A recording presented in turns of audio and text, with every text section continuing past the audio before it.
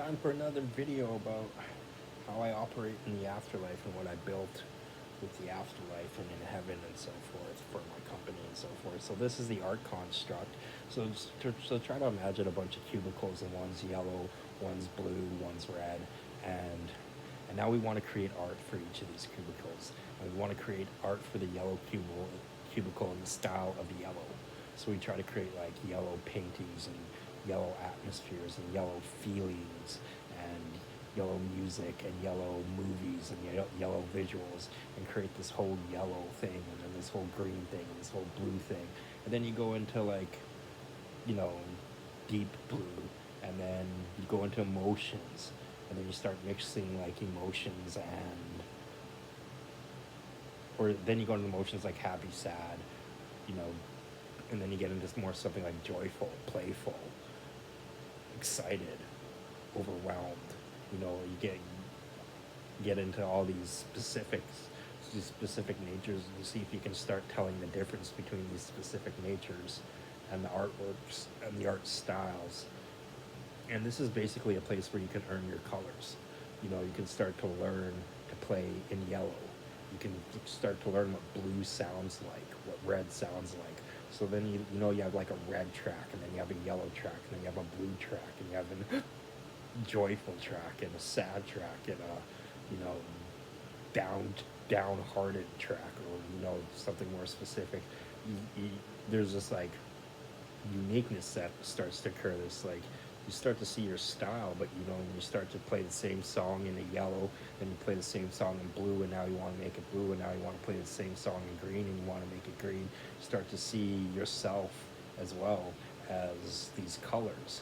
And a good way to present yourself is this colorful show. You know, this artwork's different than that artwork because I tried to do yellow or green or whatever, or happy or sad, or you know, happy sad is a common one of doing it. The construct is a bit more about colors and atmospheres and feelings, and you know, mixing emotions and something a bit more in colors. Anyway, so something to think about is Da Vinci playing cello at the apocalypse of an unsustainable consumption. So you don't want to. Brings me up to flashcards, and this is where we create scenarios, and this is where I bring the third degree. You don't just want to think about Da Vinci. You want to think about, you know, Da Vinci playing, you know, emotional cello at the apocalypse of the unsustainable consumption, if you will. And the flashcards is a whole bunch of these unique scenarios that you try to create music to, or try to create stories to, or try to create art to. And you know, they took it to the third degree, right? They're like got that extra levels, that extra. You're going to do this into that into even this, and create all of that. You know what I mean? Something crazy always. So flashcards is the other thing with flashcards is the characters. Like you want to pull out the flashcard. You want to pull out the like. You want to take a situation and you'd be like, can you do that without this occurring?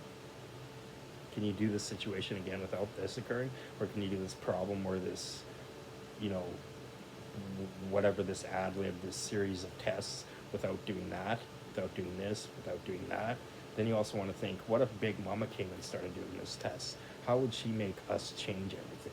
How would the Big Mama card change everything? How would the Blaine Gibbons, how would his third degree of crazy just shoot everything through the roof? Like when you play the Blaine Gibbons card, how does that just change the whole construct of everything around you in these flashcards? And the other thing about these flashcards is you can make them up. You know, it's the only game that I played where you play against each other and you can create your own cards on the spot and play them, provided you have a game structure to play them with. So flashcards is kind of cool. Find natural environments and recreate these natural environments, stunning landscape palettes, like portfolios of landscapes. So you're using these stones, these vegetations, these sorts of dirts, or these sorts of minerals, or these sorts of environments, and you're creating like a palette, like an industrial palette, like these all these industrial tools and these industrial things. You'd have this industrial palette. You create all these like palettes of, you know, for lifestyles, if you will, for different lifestyles and different events and different categories of, you know, buildings and rooms and whatever you're would apply an environment template to an environment palette to, and then you even want to go as far as recreating Jupiter palettes and like Mars palettes and stuff like that. And stunning landscapes. So you take all the most stunning landscaped areas across the world, and you create a 3D virtual recreation of these stunning landscapes, and you drive through them. So you see when you drive over this hill, the angle onto that church, or you drive over this lake and you see all this. You take the most stunning landscapes, and then you use this to develop your own landscapes. Use this collection of most stunning landscapes to create your own landscapes in your own development areas. So use it as a development tool for real estate.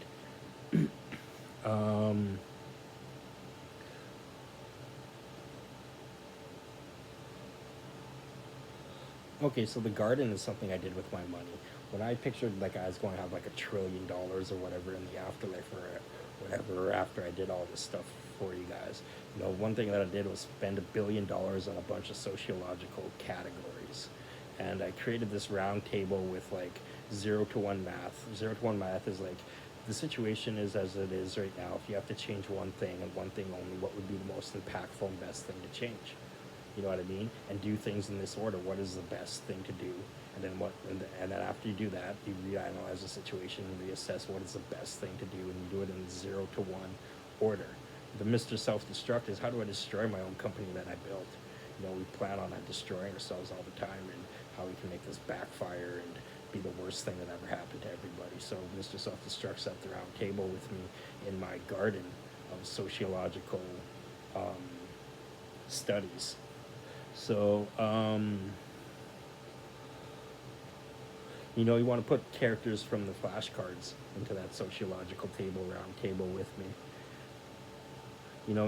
What sort of things would $1 billion company, like what happens if we have $1 billion police department and they're into the best practices of policing? So what if I put $1 billion into police, $1 billion into math, $1 billion into farming, $1 billion into sustainability as a technology within itself? That's something we could help all the countries with, is sustainability as a technology within itself.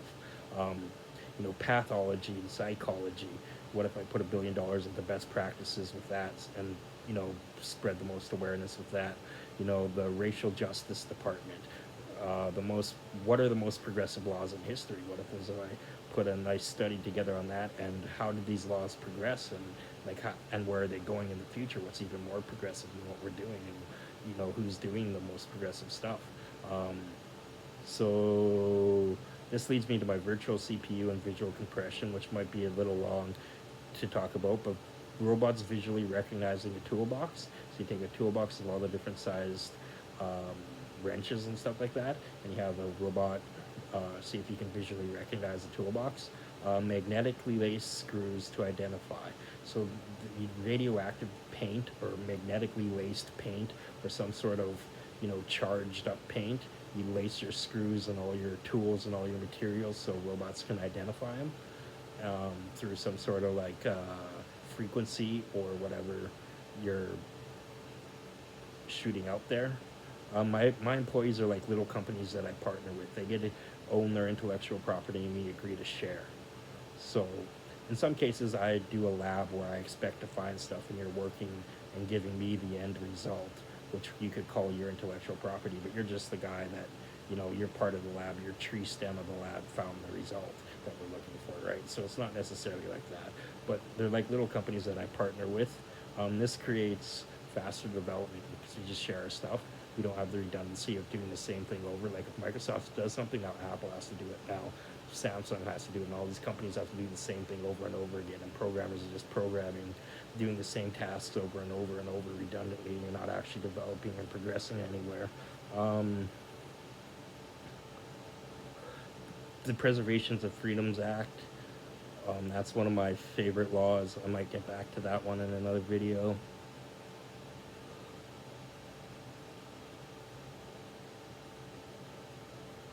Oh, and then visual conversation. So this is like if you take a, I'll get back to this in another video. I don't have enough time, so we'll see if I remember those next few subjects, and I'll put together another video.